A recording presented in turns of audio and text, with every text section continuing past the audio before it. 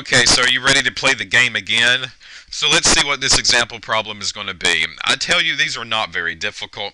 As long as you know what the enzymes are supposed to do, as long as you know what these endo and exopeptidases are supposed to do when you throw them into the protein, then these are going to be very simple questions. The problem, though, is that if you don't take the time to kind of memorize the purpose of these endo and exopeptidases, you're going to have a problem, and you're going to lose major points on the test. So you better learn them. I'm telling you now, you better learn the purpose of these endo and exopeptidases, because if you do not, you will not be able to solve the problems on the test. So you got to know what trypsin does. You have to know what chymotrypsin does, the elastase, the thermolysin. You have to know what all of these things do concerning the protein amino acid sequence. So here's an example problem, something that you might see on homework or a quiz or a test, and it gives us the primary sequence of the amino acids up here at the very top.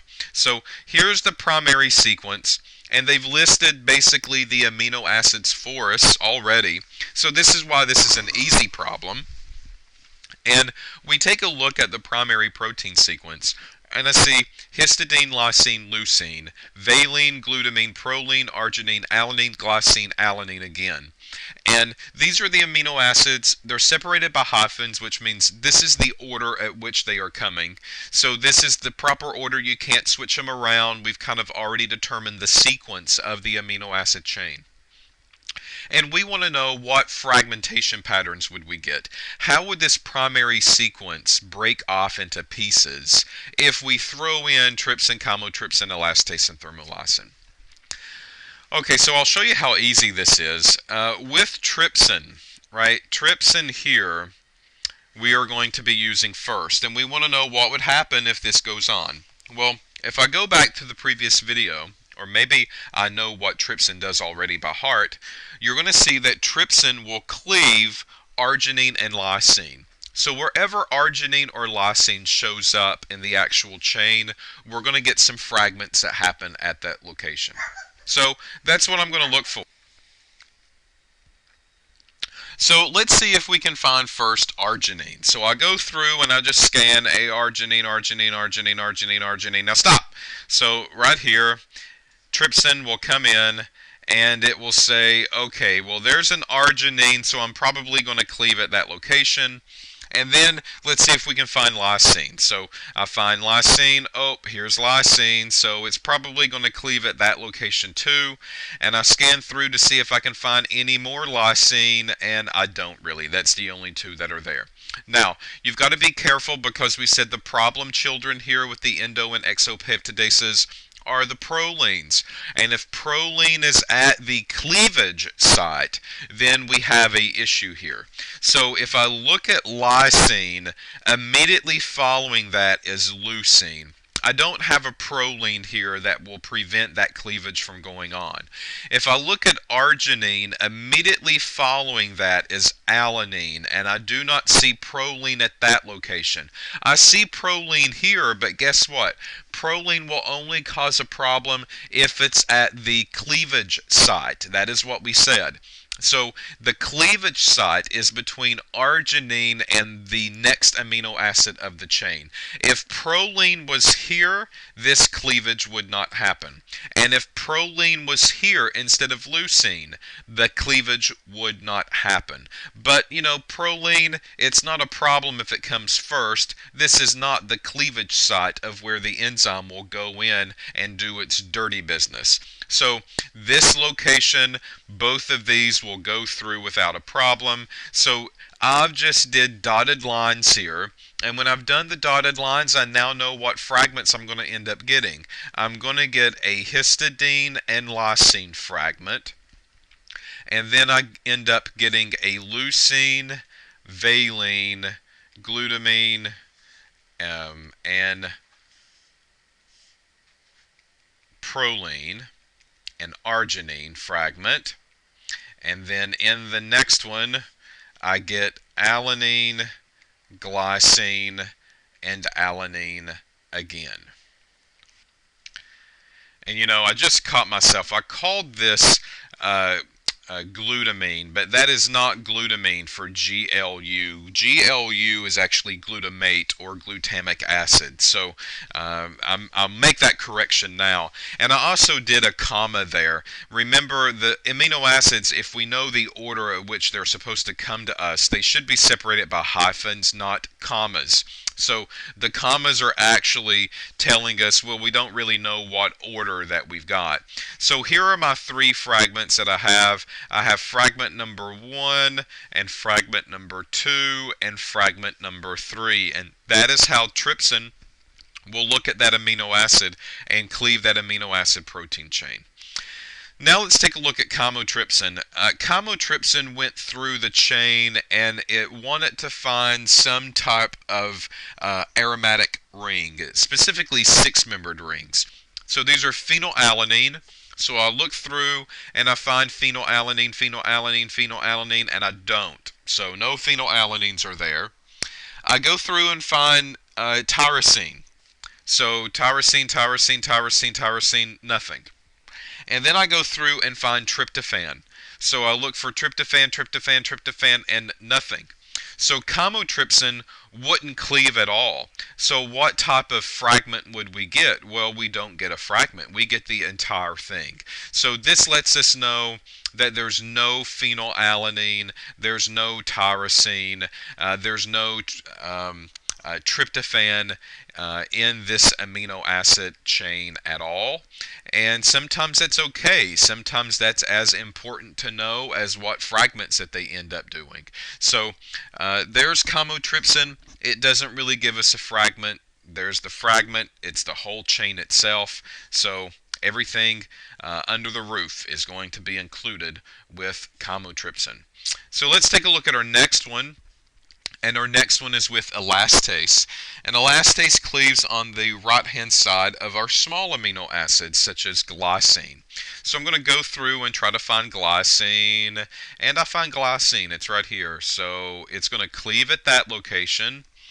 And then it also cleaves at alanine sites. So I go through and try to find alanine, alanine, alanine, and I see one here. So it's going to cleave there. And then I see an alanine here, but that's at the end. Nothing else follows it, so I'm going to get alanine off by itself. It will also see serine, if it can find serine through. So serine, serine, serine, I don't find that into the primary amino acid chain. And then it will cleave at valine. So find valine, and here's valine. So it's going to cleave to the right-hand side of valine. And then any more valines? No, that's it. So those are the 4 amino acids that it looks for.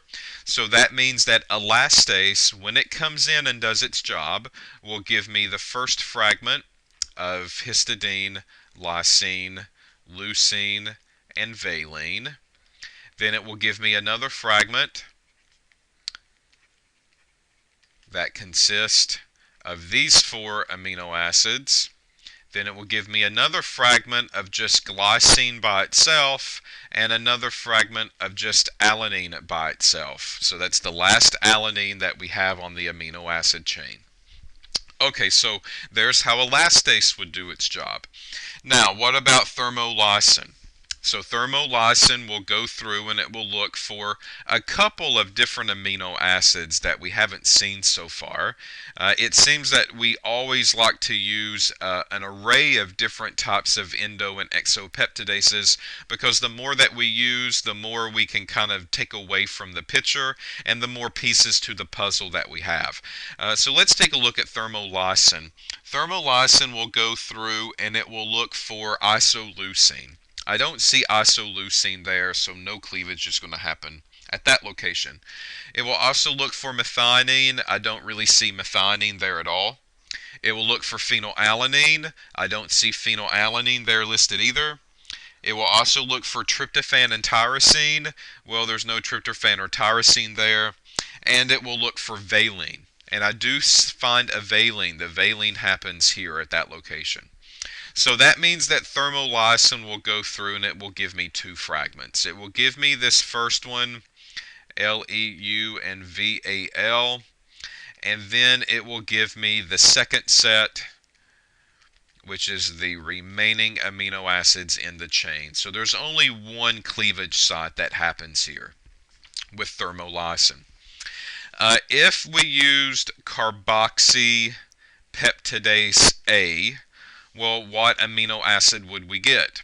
Well, carboxypeptidase A will look at the very last one, and the very last one here is alanine, so it will give me an alanine fragment. If we used Edmonds reagent, what amino acid would we get? Well, we would get the very first one, and that's histidine.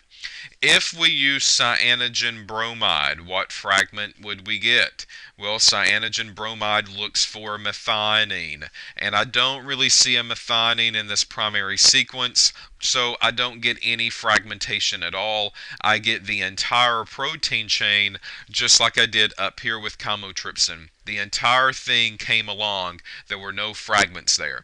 Cyanogen bromide would be the same thing. So these are the pieces of the puzzle that we're going to have to get comfortable with, because these questions will quickly change on us as far as complexity goes. So this was a somewhat simple question. Here's the amino acid chain. This is the endo or exopeptidase that you were using. What fragments would you get? That is much easier to answer than if we had to work backward. So for instance, here are the fragments that you need. How would you work yourselves backward in order to get the protein sequence and how it was originally? Those questions are much more difficult to answer if you're not careful. So this is an example of what you would see on some of the homework or some of the test questions. You've got to know what these peptidases do. If you do not know what these peptidases do the day that you walk in on that test, you might as well forget it. You might as well leave those questions completely blank, and you might as well sacrifice the points on those questions. And it's going to be sad because they're going to be worth quite a bit on the exam as well. So you've got to know what they do. You have to know their purpose. You've got to know why we are using them. And this is the whole game of protein sequencing that we're going to have to walk through. And this is your first lesson in protein sequencing. So in the next question, we're going to work through a different type of problem, and you're going to see how this problem is different. It's not, I would say, harder.